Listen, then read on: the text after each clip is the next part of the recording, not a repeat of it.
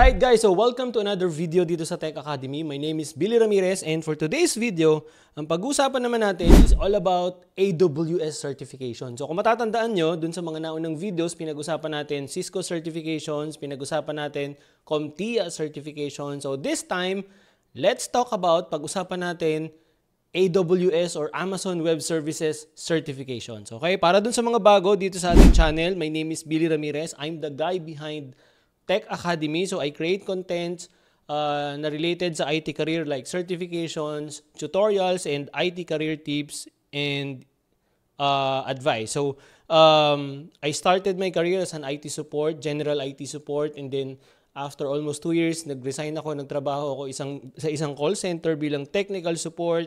And then nung nakilala ko yung CCNA, nag-resign ako after ko makapasa to work as a service desk sa isang BPO rin. And then from there, doon na ako nag-umpisang makapagtrabaho sa networking. So, from network associate to network administrator up to becoming a network engineer. So, sabi ko nga hindi naman ito about sa akin. Just for the new or for those who are new on the channel. So, what I do right now is I help aspiring IT professionals like you grow and level up your IT career through our content, programs, courses, and so on. Okay? So, right now, may mga pa-meetups kami minsan. Mag-join kayo. We have already around 1,600 members doon sa aming alumni. Anyway, sabi ko nga hindi naman ito para sa akin or hindi ito about sa akin. So, it's all about you. So, again, pag-usapan natin, ano yung mga bagay na kailangan mong malaman na may kinalaman sa tinatawag nating AWS certification. So, ano yung mga available na certifications ni AWS, ano yung mga details, at paano makakatulong sa isang aspiring cloud engineer or cloud professional yung mga certifications ni AWS. Okay, so kung excited ka na, excited na rin ako, tara, simulan natin. Okay, so pagpasensyahan nyo na yung boses ko right now dahil medyo may pagkamalat dahil inatake tayo ng ubo. Anyway, before we talk about dun sa mga certifications talaga, pag-usapan muna natin, why would a beginner, for example, ideally get 1 or 2 or 3 or more AWS certifications. Ano yung mga benefits, ano yung mga makukuha ng isang aspiring cloud engineer or aspiring IT professional kapag ka nakakuha siya or nakapasa siya or nagkameron siya or natutunan niya yung mga AWS certifications. So reason number 1, cloud computing is on fire. Ibig sabihin, napaka-in-demand, ang daming naghahanap, napaka-rewarding ng cloud computing careers right now. Dahil yung mga organizations, yung mga enterprise, yung mga malalaking company is transitioning or almost transitioned sa mga cloud services. Things like Microsoft Office 365, although sa Azure siya, pero yung concept, di ba, software as a service, Zoom meetings, and then yung mga applications natin, yung mga web app natin, yung mga applications sa mobile natin, most of the time they are being hosted on the cloud and specifically AWS. Diba? So, ibig sabihin, kung ikaw ay isang professional or IT professional na marunong, nakakaintindi, at may alam, kumbaga may skills when it comes to AWS cloud services, you'll be on demand. So, cloud computing career is on fire right now. Maraming naghahanap, napaka-rewarding at napakataas ng demand. So, kung pinaplano mo na maging cloud engineer or cloud developer or whatever cloud career in the near future, you're on track. Okay, tuloy-tuloy mo lang. Anyway, the reason number 2, it's of course, it's Amazon. Duh! Di ba? So, ibig sabihin, kilalang kilala. It's Amazon eh. Amazon is number 1 in web services, sabi nga nila. Di ba? So, ibig sabihin, pagka ikaw ay may 2 or 3 or sabihin natin skilled ka with Amazon computing or Amazon Cloud Services, naiintindihan mo, alam mo mag-configure, alam mo mag-maintain, alam mo mag-support, alam mo mag-develop, for example, you'll be on fire.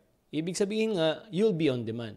Okay? Bukod doon, Amazon largely hold most of the web services in the world right now. Diba? So, almost yung malalaking enterprises, including yung mga startup, they go with Amazon dun sa mga cloud services or mga cloud computing services nila. So, ibig sabihin, pagka may nakalagay na AWS certification dun sa resume mo, kilala kagad yun dahil yung Amazon at saka yung AWS, kilala kagad sila. Diba? So, pangatlo, you can have discounts on other AWS certification. Let's say, for example, inuna mo yung foundational certification ni AWS, which is advisable. For example, nagsisimula ka pa lang, like yung tinatawag nating cloud practitioner. Bakit F yun? So, cloud practitioner, pag naipasa mo yun, you can have at least 50% discount doon sa susunod mo na certification. Let's say, for example, yung SAA. So, ano yung SAA? Solutions Architect Associate. Mamaya pag-uusapan natin yung mga yan. Pero kapag naipasa mo yung Cloud Practitioner, you can get up to 50% off dun sa next exam mo or yung next year na exam mo, which is SAA. So, makakatulong yun sa'yo kung talagang seryoso ka na mag-venture into cloud computing or dun sa AWS certifications. Diba? So, nakatipid ka ng 50%. Another one is, of course, once you earned AWS certifications, you're earning then or you're collecting digital badges na tinatawag. So parang ito ay gamification something na kung saan nakakakuha ka ng mga badges or digital badges dun sa account mo or dun sa profile mo na magagamit mo dun sa mga events ni AWS. Meron siyang tinatawag na reInvent. Yan yung parang Cisco Live ni AWS, okay? Now, nire-recognize si AWS yan, okay? Tapos, dun sa may mga lounge sila na pwede mong gamitin yung mga digital badges and so on and so forth. So, kumbaga, aside from those, syempre, respect na rin from the industry or for your fellow cloud professionals.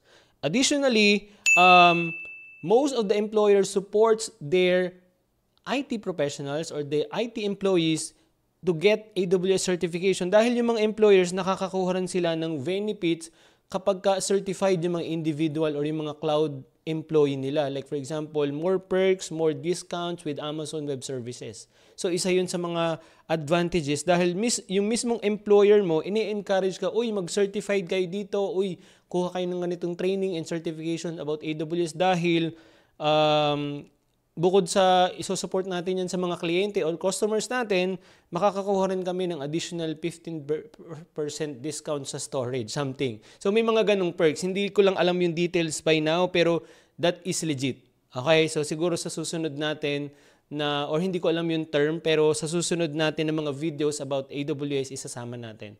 Okay? So those are just some of the basic benefits na pwede mong makuha if you're into cloud or if you're into AWS certification. So by getting AWS certifications, you can benefit these things that I mentioned. Make sense? Okay, so let's go ahead and start at pag-usapan natin yung mga AWS or mga available AWS certifications. So kagaya ng ginawa natin sa Cisco certification, kung matatandaan nyo, si AWS certifications are also considered or kumbaga meron din siyang tinatawag natin na different level. So, meron tayong tinatawag na foundational, associate, professional, and then of course, at the very end or at the very top, meron siyang tinatawag na specialty. Okay? So, kumbaga ikaw ay nagsisimula pa lang, ideally, syempre, as a beginner, okay, sabihin natin fresh grad ka or meron ka ng 1 or 2 years experience in IT and gusto mong mag-venture sa cloud kasi nga in demand siya at saka high rewarding. So, naisip mo, okay, para maka-build ako ng foundation, mag-start muna ako sa foundational. And then from there, akit ako ng associate, professional, and then saka ako mag-specialize kung talagang kailangan sa trabaho ko or talagang nakikita ko yung sarili ko na ito yung gagawin ko for the rest of my IT career. Okay, now, let's go ahead and focus kung ano yung mga kailangan mo malaman when it comes to AWS foundational level certification. Okay? So, meron tayong at least dalawang certification when it comes to foundational level kay AWS. So, ito yung Cloud Practitioner Foundational or Cloud Practitioner in short. And then, yung bago niya, kaka-release lang. Actually, nasa beta pa siya. October 8 yata. Siya talagang mafu-fully launch. Pero, may mga nag-exam na dahil nga pinapatest or kumbaga nina-dry run ni AWS yung mga content at saka yung mga details about this. So, meron na rin siyang AI Practitioner. So, ito talagang more on the basics and terminologies and concepts ng cloud at saka mga Amazon services. Tapos, si AI naman is, of course, from the word itself, is all about AI dahil alam naman natin, AI and machine learning is going mainstream these days. So, isa yan sa mga promising career in the field of IT. Okay? So, dalawa. Foundational level, we have Cloud Practitioner and we have AI Practitioner. So, ano-ano yung mga kailangan mong malaman with this? So, sa AWS Certified Cloud Practitioner, excuse me, it validates the foundational or high-level understanding of Amazon Cloud services and terminology. So, kumbaga, more of concepts and terminologies lang dito. So, more of basic understanding. And makakatulong yon para makabuild ka ng foundation or at least, kumbaga, foundational skills or understanding doon nga sa mga cloud services at saka concepts na may kinalaman sa AWS Cloud Computing. Okay? So, ito yung mga may kinalaman sa exam. Basically, exam code niya CLF-C02. Tapos, ang exam duration niya is 90 minutes. And then, exam format, 65 questions, multiple choice or multiple response. And then, of course, may bayad siya katulad ng ibang IT certification. So, meron siyang $100 na payment. Siyempre, kagaya ng ibang certification exam, meron din siyang bayad na $100.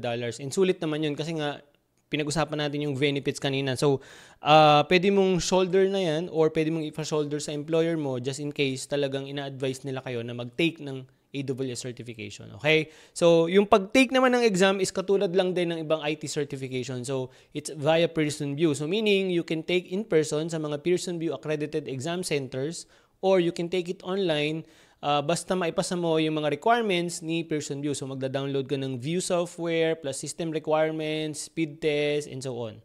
Nandun naman sa website. So, gagawa ka ng schedule sa website ni Pearson VUE and then ikaw yung pipili ng date and time tapos kung anong mode, for example nga online sa bahay nyo or sa office or di kaya naman in person sa mga Pearson VUE accredited exam centers. And then from there, dun sa napili mong schedule, babayaran mo na siya online din by debit card or credit card or AWS discount code something, kung pwede. And then, mag-exam ka na. So, same lang din ng ibang certification exam.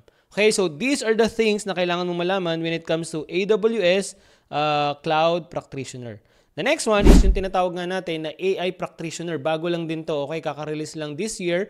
And then, nasa beta stage pa rin siya. If I'm not mistaken, dun sa binasa kong source, na website or page ni AWS, October 8 yung formal or final release niya na hindi na siya magiging beta. Pero may mga nakapag-exam na dahil nga din na dry run. So, may mga nakapasa na and so on.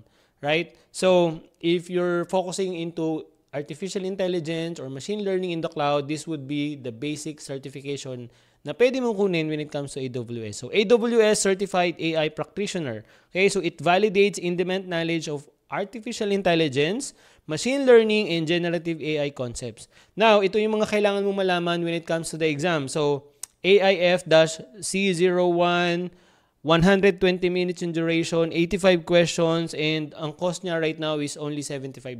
So, again, ganun din. Like any other certifications, may bayad din siya. Okay? So now, ang kagandahan nga kapag naipasa mo to, yung next year or next exam mo, pwede kang makakuha ng 50%. Right? So, let's move on dun sa susunod na level ng certification ng AWS. So, yung associate level naman. So, let's say, for example, natapos mo na yung foundational, yehey! Nasa associate level ka na. Okay? So, ito naman yung mga available associate level certifications in AWS. So, we have at least, I think, 5. So, we have Solutions Architect Associate. Yan yung tinatawag nating SAA. Okay? And then, we also have SysOps Administrator Associate. And then, we have Data Engineer Associate. We have Developer Associate. And then, of course, we have, nasa beta pa rin, Machine Learning Engineer Associate. So, we have 5 certifications available right now in the associate level ni AWS. So, silipin natin, tingnan natin kung ano-ano yung mga meron dun sa bawat isa na yan. So, pinakauna, AWS Certified Solutions Architect Associate or yung tinatawag nating SAA. So, ito yung ideally magandang isunod doon sa cloud practitioner mo kung talagang gusto mo pang mas ma-enhance yung iyong AWS skills or knowledge. Okay? So now, ito yung sabi ni AWS, it focus on the design of cost and performance and optimized solutions. So ideally, starting point ito for candidates with AWS Cloud or a strong on-premise IT experience. So let's say for example, meron ka ng experience na 2 to 3 years. According to AWS, pwede ka nang dumiretso sa SAA kasi wala naman siyang requirements. Yun nga lang, kagaya ng nabanggit natin kanina, pag kinuha mo yung cloud practitioner, pwede kang makakuha ng 50% discount doon sa SAA mo kapag ka naipasa mo yun. Bukod doon, mababrush up ka pa, makakapag-refresh ka pa doon sa mga fundamental. So, I would suggest you get this first. Yung mga estudyante ko na nag-venture into cloud, they started with cloud practitioner before they get SAA. Ngayon, nasa SAP na sila, yung Solutions Architect Professional na. Mamaya pag-usapan natin yun. Pero you get the point, okay? So, ito yung exam code niya, SAA-C03, and then 130 minutes yung duration niya. Tapos, 65 question lang, and then ganun din, multiple choice with multiple response or single response. And then, yung cost niya is $150. Okay, medyo mura ito compared sa CompTIA certifications or sa mga Cisco certifications. Pero, knowing AWS, hindi rin ganun kadali yung exam. Kasi kahit sabihin mo multiple choice yan, kailangan naiintindihan mo pa rin yung situation, yung problem, para makuha mo yung tamang sagot. And then, sabi ko nga, kagaya ng sinasabi natin sa mga videos natin, dapat hindi ka lang naging certified dahil kinabisado mo yung sagot doon sa tanong. Dapat natutunan mo talaga yung mga technology and concepts behind the certification. Ibig sabihin, dapat talagang kaya mong gawin. Kuha? Good. The next one is, of course, we have the AWS Certified SysOps Administrator Associate naman. So, ito naman yung sabi ni AWS. So, it validates skills and knowledge in monitoring and maintaining AWS workloads, implementing security controls and networking concepts, performing business continuity procedures, and implementing cost and performance optimization. So, I'm thinking it's more on the operational side. Kapag sabihin na natin ongoing na yung infrastructure sa cloud ng isang organization. So, more on, kasi nakalagay dito, mag-maintain kayo ng AWS workload, mag-implement ng security controls, performing business continuity procedures and performance optimization. So, more on operational side yan. Diba? Ongoing na yung infrastructure or mga applications or services. So, if that's the work that you want, this is the associate level certification ni AWS na nararapat or ideally for you. Okay, so ito naman yung exam code niya, SOA-C02. And then, 130 minutes din yung duration. 65 questions din, multiple choice with single response or multiple response. And then, of course, $150 din yung kanyang exam fee. So, again, like any other certification, pwede mo siyang kunin in person or online. Okay? Next. So, we have what we called AWS Certified Data Engineer Associate. So, dito naman, ang ginagawa nyo is more on data-related AWS services. So, ability to ingest and transform data, orchestrate data pipelines while applying programming concepts, design data models or data life cycles, and ensure data quality. So, more of, sabihin na natin ikaw ay data controller or data manager dito. So, more of, dito ay data aggregation, creating reports, analysis of data, and so on. So, pwede ka rin gumamit ng scripting kasi nakalagay dyan while applying programming concepts. Diba? So, more of handling huge amount of data. Okay? So, ito yung details or ito yung exam code niya, DEA-C01. And then, ganun din, 130 minutes yung duration, 65 questions, and of course, $150 din. Okay? The next one is, of course, yung AWS Certified Developer Associate naman. So, ito naman, it validates technical proficiency in developing, testing, deploying, and debugging AWS cloud-based application. So, more on pagka ikaw ay programmer, more on pagka ikaw ay developer and gusto mong maging cloud developer, gusto mong mag-harness ng skills kapag develop ng mga applications in the AWS cloud platform, this is the certification necessary for you or ideally for you. So, let's say for example, freelance programmer ka and then gusto mo mag-certified sa AWS kasi gusto mo ngang makapasok ng cloud computing. So, ito yung ideal na certification na inex mo dun sa foundational. Okay, so ito yung details about the exam, DVA-C02, 130 minutes din, katulad nung naunang exams din, 65 questions, and then of course, $150. Okay, so again, ang pagkuha nito is depending on your goal, kung ano yung position na nakikita mo para sa sarili mo in the next 6 months, 1 year, 2 years from now, or di kaya naman depende sa current position mo right now, ano yung kailangan para makapag-level up ka. Right? Ikaw na yung magde-decide niyan. The next one for the associate level is the associate machine learning engineer. Okay, so again, this still on beta according to AWS website. So hindi natin na-check kung kailan siya i-release finally. Pero kapag sinabi kasing in beta, may nire-release na sila staggered or kumbaga din na dry run na nga para makita yung content, yung exam, and so on.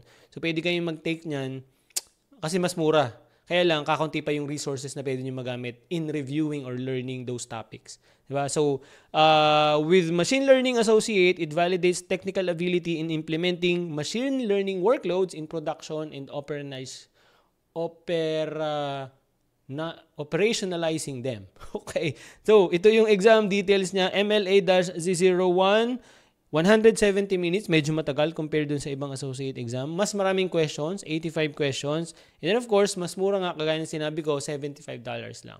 So if you're into machine learning and AI, this would be the associate certification in AWS, ideally for you. Kuha? Right. So, basically, natapos na natin yung foundational, natapos na natin ng associate. You are now moving to what we called professional level. Okay, so dito talagang medyo expert ka na at talagang sabihin na natin may couple of years experience ka na in handling AWS services. Gusto mong mas ma-enhance pa, mas maging deeper pa yung pagkaunawa mo at pagka-intindi mo dun sa mga concepts at sa mga configurations at mga services na may kinalaman sa AWS. So, when it comes to AWS professional level certifications, we have the following. So, Solutions Architect Professional. So, for example nga, napasa mo yung SAA na associate, ito yung ideally would be next. And then, meron din tayong tinatawag na DevOps Engineer Professional. So, dalawa lang sila. Okay, dun sa professional level. So, pili ka na lang, again, kung alin yung nararapat sa goal mo or kung alin yung nararapat sa role mo right now. Okay, so pag-usapan natin yung details about SAA, or hindi na siya SAA, SAP, kasi professional na siya. Right? So, with Solutions Architect Professional, it helps certified individuals showcase advanced knowledge, advanced knowledge and skills in providing complex solutions to complex problems. So, more or less, mga large-scale projects na, mga huge projects na ang hinahandle mo dito, optimizing security, cost, and performance, and automating manual processes. So, more on mga senior cloud engineer ka na siguro dito or sabihin na natin nasa next tier ka na. Right? So, ito naman yung mga exam code na meron tayo or exam details na meron with SA Professional. Okay? SAP-Z02. So, 180 minutes. Mas matagal siya ng konti, 3 hours. And then, 75 questions. Tapos, yung format pareho lang. And then, yung cost niya, $300. So, medyo may kataasan ng konti. Kapresyo siya ng mga CCNA and other CompTIA exam. Yung iba. Okay? So, yan. Yung for example, natapos mo yung Cloud Practitioner and then natapos mo rin yung tinatawag nga natin na SAA, this would be ideally the next. Kuha? If you want to venture talaga doon sa AWS services. Right? The next professional level certification is yung tinatawag nating AWS Certified DevOps Engineer Professional. So, more on the dev side naman ito. Okay?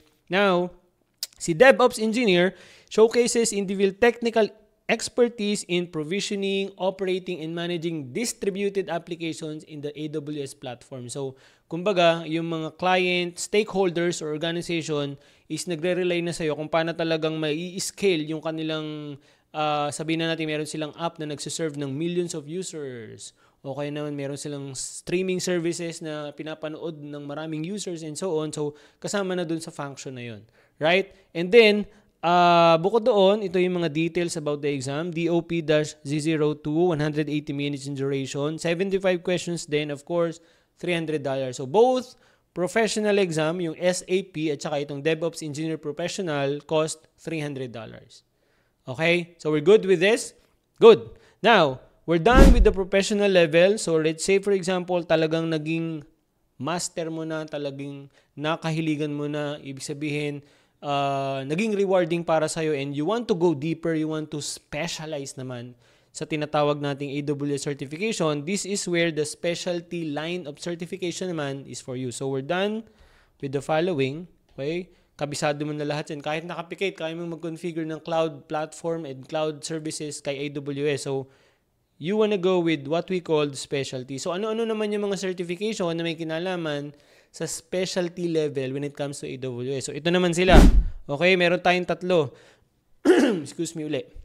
So, meron tayong advanced networking specialty, meron din tayong machine learning specialty, and then of course, meron tayong security specialty. So again, lagi kong sinasabi, kung ano yung pipiliin mo is depending on your future goal, kung anong role ang nakikita mo sa sarili mo in the next years to come, or kung ano yung kailangan sa role mo. Kasi baka mamaya, required ka talaga, wala kang choice, di ba? So, ito yung tatlong certification if you want to be specialized, okay, in AWS specialty level certification. So, pag-usapan natin yung mga details. For example, given the name, Advanced Networking, syempre, parang ano ka dito, sabihin na nating network engineer.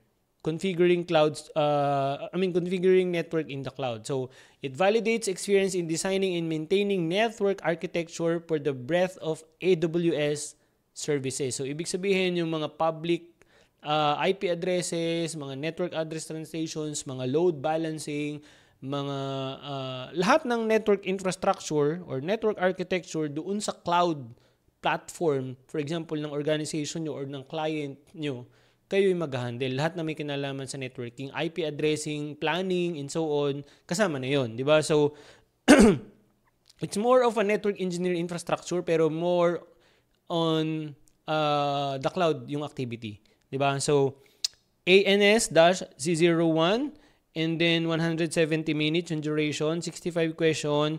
Yung cost niya is $300 din. So, if you want to become, kumbaga, a network engineer specializing in cloud, specializing in AWS services, this is the ideal certification for you. Kuha? Good. The next one, of course, is machine learning specialty. So, from the word itself, di ba, kung gusto mong maging specialized or master sa machine learning or AI, this is the specialty certification for you. So, it validates expertise in building, training, tuning and deploying machine learning models on AWS. So for example, nagde-deploy kayo ng mga tipong ChatGPT version sa company nyo, di ba? O kaya naman mga tipong other AI software na gagamitin sa company nyo or sa mga clients nyo, this would be for you. Right? Ito yung details, MLS-Z01, ganun din, 180 minutes, 65 question, $300.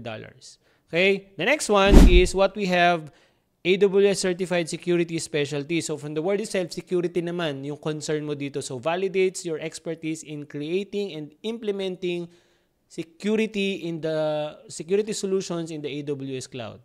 Okay, so overall security ng cloud platform. So SES-Z02, 170 minutes, 65 questions, $300. Now, you're probably wondering, Sir Billy, nasan yung mga topics niyan? So, hindi ko na sinama dahil medyo mahaba. Okay, so, itong mga to is just basically the exam details. Now, for example, ano yung domain, ano yung modules na kasama, pupuntahan mo na yon doon sa website ni AWS. Hanapin mo lang yan.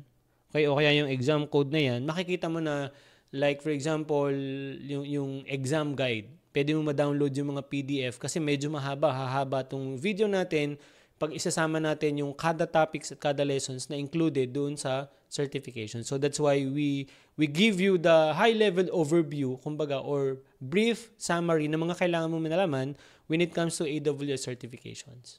Okay ba yun? Alright, so we're done with all the levels, we're done with all the certifications sa AWS. So, to summarize everything na pinag-usapan natin, ito yung mga available with Foundational. So, we have Cloud Practitioner and AI Practitioner. With Associate, we have 5 or we have 5. Solutions Architect Associate or SAA, Data Engineer, SysOps Administrator, Developer, and Machine Learning Engineer. Lahat sila Associate kasi Associate level, di ba? And then sa Professional, we have 2. So, Solutions Architect Professional and DevOps Engineer Professional. And then with Specialty, we have 3. So, Advanced Networking, Machine Learning, and Security. So, ibig sabihin ba, Sir Billy, that's it? Yes, that's it. Pero hindi siya ganun kadali. Knowing AWS and knowing the wide range of services, knowing the complexity of cloud computing services, hindi din madaling maipasa yan at hindi madaling matutunan. Okay? Kasi yun yung goal mo dyan eh. Hindi mo naman goal na makuha yung mga yan dahil lang for the sake of posting them sa profile mo or portfolio mo. Ang goal mo is matutunan yung mga technology and concepts or configurations behind those certifications. Diba? Now, after natin pag-usapan itong mga levels ng certification ng AWS, meron siyang nire-recommend na tinatawag nating AWS Certification Path. Ibig sabihin, kung paano mo nakikita ang sarili mo with a certain job role and responsibility, meron siyang nire-recommend na series of certification na mainam or ideally na kunin mo para ma-achieve mo yung path na yon. Okay? So, pag-usapan natin, AWS Certification Pathways or path. Okay? So, ito yung mga available na path with certification in AWS. So, sabihin na nating future job role or sabihin na nating future responsibility. So, we have architecture, data analytics, we have development, operations, DevOps, security, networking, AI, and ML. So, in no particular order. Okay? So, again, in no particular order. So, kinuha ko lang yan sa official website ni Amazon or ni AWS para maibigay din sa inyo, yun nga, in summary. Okay? So, ibig sabihin, kung ano yung job role na gusto mo para sa sarili mo in the next 5 years, okay, susundan mo yung path na yun. Let's say, for example, gusto mo sa architecture path, o kaya naman, ang goal mo is DevOps path. So, may mga kanya-kanyang certification na pwede kang sundan. Ito nga, ipe-present ko sa'yo with this AWS certification path. Okay, so pag-usapan natin yung sa architecture. So, architecture, ito yung pwede maging job role mo, solutions architect. Ibig sabihin, you are designing, developing, and managing cloud infrastructure and asset with the DevOps team in the cloud or in the AWS platform, of course. So, ito yung mga advisable na certification na pwede mong kunin if ito yung gusto mong path na tahakin. Okay? So, syempre, advisable, cloud practitioner as foundation. And then, AI practitioner, advisable din siya. Tapos, advisable, solutions architect associate. And then, sa professional level, yung solutions architect professional. So, if ang role mo or if ang goal mo is maging solutions architect in the cloud, ito yung ina-advise ni AWS na kunin mo na certifications. And then, kung gusto mong mag-specialize, you can specialize in security in the future. Nakukuha. So, ibig sabihin, right now, you are just starting out, okay? Pero ang goal mo maging solutions or cloud solutions architect. So, ito yun. Meron ka ng susundan. That's why I highly recommend. That's why lagi kong sinasabi, once you identify kung ano yung gusto mo mangyari sa career mo, like meron ka ng goal, di ba? Like a certain positions kagaya niyan, ma-identify mo na kung ano yung mga dapat mong aralin, ma-identify mo na kung ano yung mga dapat mong kunin na certifications. Kasi alam mo na yung pupuntahan mo eh. So alam mo na kung ano yung biyahe na sasakyan mo. If that makes sense.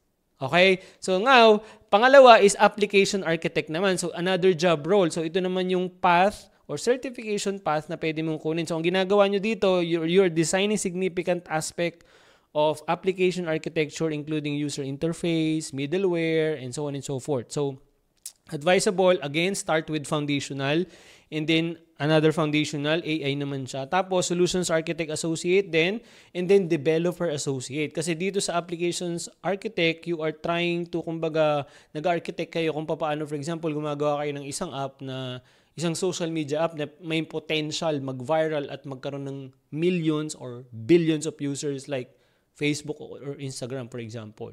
Diba? So, kasama yun dyan. And then, you can take the professional level, DevOps engineer professional, and then you can specialize or you can add solutions architect professional. So, again, depending on the job role na gusto mong kunin in your career in the near future, pwede mong sundan any of this path. Like, for example, gusto mo pala solution architect. So, meron ng ideal path na susundin. And then each of these topics or each of these certifications, merong mga skills ka na mainam na matututunan including na skills na may enhance mo sa sarili mo. So that's why maganda yung meron kang certification or maganda yung meron kang ini-aim, meron kang path dahil naka-align na, nakaayos na yung mga dapat mong aralin, yung mga dapat mong matutunan. Kagaya nito, naka-align na yung mga certification na kukunin mo. Kuha? Good. So, let's move on to the next part. So, we're done with this. The next one, of course, is data analytics. Okay, so sa data analytics naman, ito naman yung tawag dito, yung pwedeng mong maging role if you want to specialize with data and analytics. So, cloud data engineer. So, ang ginagawa mo naman dito, automating collection and processing of structured or semi-structured data para sa company or organization nyo. So, advice ni AWS, Cloud Practitioner, tapos SAA, and then Data Engineer Associate, tapos pwede kang mag-specialize sa machine learning as well as sa security. So again, di ba, once you identify kung ano yung role na gusto mo or job na gusto mo, from there, ma-identify mo na, uy, gusto ko maging cloud data engineer. Okay, so ito yung mga advice ni AWS na certification na pwede mong kunin. Ito rin yung mga advice, kasi dyan sa loob ng mga certification na yan, nakapaloob yung mga skills na mainam mong matutunan para magampanan mo yung role na yan. That's why it's highly advisable na ang kailangan mo munang malaman is kung ano yung ginugol mo, kung ano yung position na maging gusto mo, ika nga. So, pwedeng depending on your role right now, gusto mong ma-promote, gusto mong mag-level up or senior, ganyan. Or kung ikaw ay nag-start pa lang, kung ano talaga yung pangarap mo, kung ano yung passion mo, kung ano yung gusto mong maging sa IT career mo. Kuha? Right. So, isa lang yung meron tayo sa data analytics. So, the next one would be development. Okay? So, sa development, ito naman yung mga certification or job role na pwede mong maging trabaho kapag gusto mong maging cloud developer na tinatawag. So, we have software development engineer. So, you develop, construct, and maintain software across platform and devices sa AWS platform or AWS cloud. So, advisable, you take cloud practitioner, AI practitioner, developer associate, and then of course, develop or DevOps engineer professional. Okay, so isa lang din dun sa development. So we're done with this, we're done with this, we're done with this. So let's go ahead and see sa operation side naman. Okay, so sa operations, you can be a systems administrator managing applications in the cloud. So install, upgrade, and maintain computer components and software and automation processes. So, advisable, you can take cloud practitioner and then SysOps administrator associate tapos DevOps engineer professional. Bukod doon, you can also be a cloud engineer kung saan ikaw naman yung nag-i-implement and nag-ooperate ng organization network computing infrastructure nyo na may kinalaman sa AWS. Okay, so with this, ito naman yung advisable na certification. So, cloud practitioner din, SysOps Administrator Associate, and then you can specialize on security. This is for operations pathway or path. Okay? So, tig-tatlo lang sila. Anyway, sabi ko nga, dapat maging clear sa'yo, dapat magkaroon ka ng clarity kung ano yung ini-aim mo na position, na ini-aim mo na trabaho, para nang sa ganun, ma-identify mo ano yung mga in-between na kailangan mong matutunan at kailangan mong kunin or kailangan mong aralin, kagaya nito.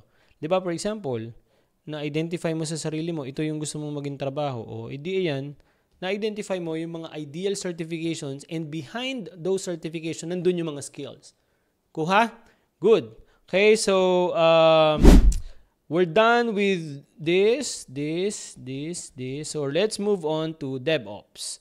Okay? So, sa DevOps naman, I think we have 4. Kung hindi ako nagkakamali. So, you can be a test engineer kung saan, siyempre, nag-test kayo ng quality and, tawag doon, naghahanap ng bugs, for example, doon sa mga applications. So, you can take cloud practitioner, developer associate, and then DevOps engineer professional. Okay, so test engineer. So, more of, kumbaga,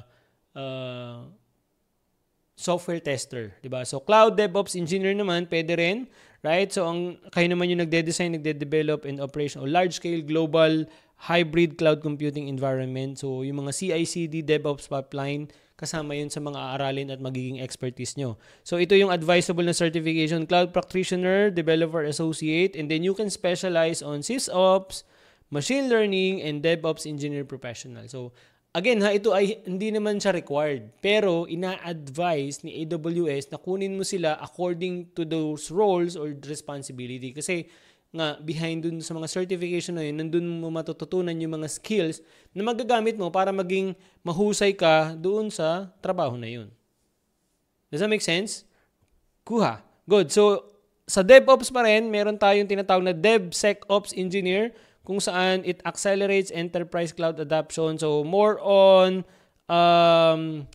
sa CI/CD principles and methodologies and technologies. So, ito naman yung ina-advise na certification. So, Cloud Practitioner, SysOps Administrator Associate, Machine Learning Associate, DevOps Engineer Professional, and then from there, you can specialize in security. DevSecOps. So, may kasama siyang Dev, may kasamang security, and may kasamang operations. Diba? So, tatlo lang pala sa DevOps natin. Right? So, we're done with architecture, data analytics, development, operation, and DevOps. So, let's move on with security. Okay, sa security naman, of course, ang goal mo is maging expert in the security sa AWS services in the cloud. Diba? So, pwede kang maging cloud security engineer, wherein kayo nagde-design ng computer security architecture and nagde-develop ng cyber security design. So, ibig sabihin, magde-develop, mag-execute, and magtatrack ng performance ng mga security measures para maprotektahan yung platform or yung applications or whatever services yung ginagamit nyo doon sa AWS platform. Okay, so cloud security engineer. This is one of the in-demand and one of the high-paying and rewarding career in the cloud today. So, ito yung advice na certification ni AWS. So, Cloud Practitioner, AI Practitioner, and then SysOps Administrator Associate. And then from there, you can specialize in security. Kuha? Right? So, aside from that, you can add DevOps Engineer Professional and of course, Advanced Networking Specialty. Diba? So, kung makikita nyo, laging kasama yung dalawa. Kasi nga, katulad ng sinasabi natin, paulit-ulit sa mga videos natin, you need to build a strong foundation para nang sa ganun, maging matibay yung foundation mo as you go along with advanced technologies, advanced concepts, and advanced possession. Okay? Kasi nga, once you have a solid foundation, madali mo nang maiintindihan yung mga advanced configuration. Kasi lahat yun base doon eh. Lagi kang babalik dun sa fundamentals. Okay? The next one, of course, Cloud Security Architect. So, we design, implement enterprise cloud solutions, applying governance to identify, communicate, and minimize business and technical risk. Okay? So, Cloud Practitioner, AI Practitioner, Solutions Architect Associate, and then you can specialize on security. Of course, you can add Solutions Architect Professionals to your pipeline. Okay, so these are the certifications if you want to venture or kung gusto mong kunin yung mga positions or job role na yan. Okay, so we're done with security. Let's go ahead and talk about networking naman. So sa networking path naman, of course, you can be a network engineer focusing on AWS platform. So ang ginagawa mo, nagde-design and nag-i-implement ka ng mga networks such as local area networks, WAN, Internet, Extend. So kayo yung nag-IP planning, kayo yung nagpaplano ng paano mag-load balancing, and kung paano lahat na may kinalaman sa network dun sa AWS cloud platform nyo or ng client nyo, for example. So, ito yung advice niya. Cloud Practitioner pa rin, laging kasama. SAA, of course, and then you can specialize on networking. So, those are the certifications ideally na pwede mong kunin para ikaw ay maging network engineer focusing on AWS cloud.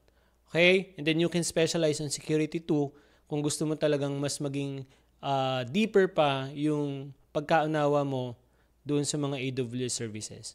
Right? So, let's go ahead and talk naman yung pinakahuli, AI and ML. So, ibig sabihin, artificial intelligence and machine learning. So, ito yung pwede mong maging role kapag gusto mong maging expert or gusto mong mag-venture in this path. So, pwede kang maging prompt engineer. Uy, ang ganda nun prompt engineer. Ibig sabihin, dinedesign, tinetest, and nire-define nyo yung mga text prompt to optimize the performance of AI language model. Let's say, for example, nagbi-build kayo or yung team nyo nagbi-build ng, sabi natin, parang chat GPT. Di ba? Prompt software. So, kayo yung tinetest nyo yung mga pwedeng prompt o yung mga loophole and so on and so forth. So, prompt engineer. Ito yung advisable na certification. So, cloud practitioner, AI practitioner, machine learning engineer associate, and then of course, you can specialize on machine learning pag talagang yan yung napili mong positions or job role. Right? And then, machine learning engineer, pwede rin. So, ito naman yung mga certifications or ito yung gagawin mo. Research, build, and design artificial intelligence systems to automate predictive models. So, gagawa na kayo ng mismong ChatGPT. Dito kasi yung mga prompt lang yung ginagawa nyo. Dito, mismong software na. So, ito yung advisable certification, cloud practitioner, AI practitioner, solutions architect associate, and then of course, machine learning engineer associate. And then you can specialize on or you can add data engineer associate and machine learning specialty. So, gagawa na kayo ng sarili nyong ChatGPT or AI software for this. Pagpasensyahan nyo na talaga yung boses ko kasi talagang medyo hindi pa tayo magaling.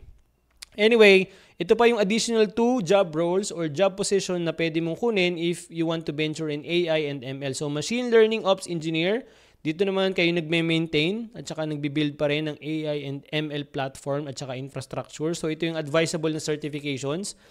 Cloud practitioner, AI practitioner din, solutions architect associate, machine learning engineer associate, and then you can add DevOps associate as well as DevOps engineer professional. So, more on the dev side na to. Right? And then of course, pwede ka rin maging data scientist if you want to, kumbaga, focus on AI and ML. So sa data scientist naman, kayo yung nagde-develop and nag-i-implement ng AI at saka ML models to solve business problems. So gamit yung mga data na meron dun sa company or organization nyo. Diba? So you can take cloud practitioner, AI practitioner, SAA, machine learning engineer associate, and then of course, you can specialize on machine learning specialty. Okay? So, these are basically, nalaglag.